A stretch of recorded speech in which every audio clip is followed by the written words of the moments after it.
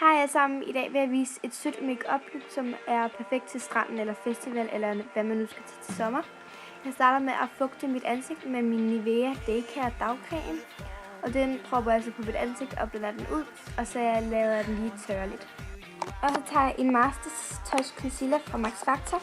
Og den her, den er min hudtone og en lille bitte smule mørkere, fordi når jeg bruger en lys concealer, som folk siger, man skal bruge under øjnene, hvis man er meget stemmer rande under øjnene, skal man bruge en lys concealer for ligesom at lyse det op, men så bliver mine rande under øjnene meget grå, så jeg bruger en mørkere concealer, fordi jeg synes, at det dækker bedre.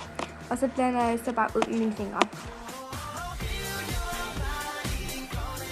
Og så tager jeg en concealerbørste for at blande det ekstra godt ud. Og så tager jeg en puderbørste fra Max Factor, og så bruger jeg Stay Matte puder fra Rimmel London, som I sikkert nok kender. Og ja, børsten den fældede lige på mig, så den er ikke lige den bedste. Og så tager jeg min Natural Bronzer fra Rimmel London, og den er i farven 022. Og så tager jeg min e.l.f. Contouring børste, og den er meget orange, den her bronzer. Men ja, og den putter jeg altså bare under min kindben, tror jeg det hedder, med at blende det ud. Og så putter jeg det også lige der ved siden af min næse, for at den skal se smallere ud. Og så på mine kinder bruger jeg en flot pink blush.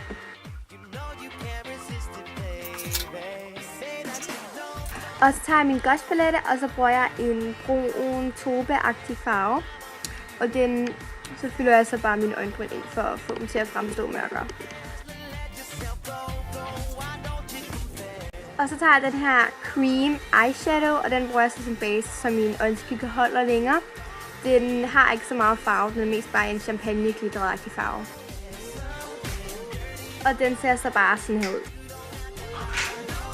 Og så tager jeg bare min Gush palette igen, og så bruger jeg den hudfarvede farve, og den putter jeg så bare over hele mit øjenlåg.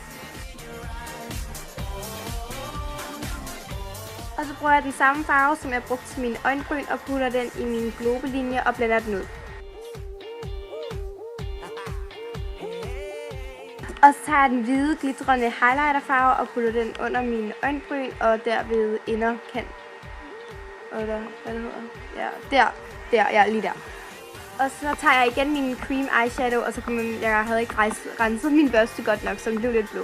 Men det gør ikke noget. Men ja, og så tager jeg så den og putter den under mit øjenlåg, eller ved vandlinjen, eller hvad det hedder. Og så tager jeg en flot mørk lilla farve og putter den på den ydre tredjedel af mit øjenlåg. Og så tager jeg en flot blå farve og putter den ved siden af den lille. Og så tager jeg en pastel lilla farve og putter den ved siden af den blå. Og så gør jeg det præcis samme på det andet øje selvfølgelig. Og så bruger jeg bare mascara. Det her er Lancome Botanicals, og jeg putter det ikke på mine nederøjenvipper, fordi så ligner jeg en idiot. Og for læberne så bruger jeg mine Baby Lips i farven Peach Kiss.